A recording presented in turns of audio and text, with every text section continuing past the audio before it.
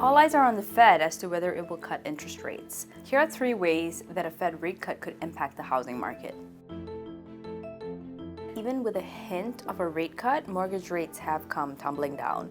Mortgage rates typically fall or rise ahead of what the Fed is going to do because it's the mortgage market predicting what's going to happen.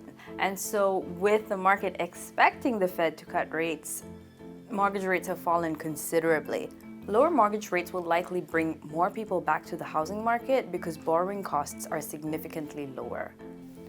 At the same time, with lower mortgage rates, you could find yourself facing much more competition when you're buying a house. A rate cut could also be what could unfreeze the housing market. What is really holding up the housing market is the fact that we've had limited supply. There aren't enough homes for sale because most people who own homes have a rate that's far below the prevailing. 9 in 10 people have a mortgage rate below 6%. And in fact, nearly a quarter people have a rate below 3%, which is so far below what we have today.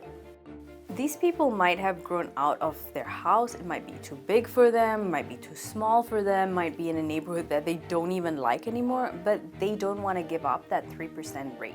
And so if we see rates fall enough, we could see that lock-in effect go away. And finally, lower rates could lead to more home building. Builders have been trying to subsidize mortgage rates to keep home buyers interested. They've been subsidizing 7% mortgage rates and bringing it down to maybe 6% or 5% just to make it more affordable for the home buyer. And on the building side, lower rates could actually spur more construction because they can spend more money on loans and they don't have to fund all these borrowing costs. And so that could spur more activity in terms of building apartment buildings, single-family homes, which in effect add to supply. And that's a good thing because we're facing a shortage of homes for sale.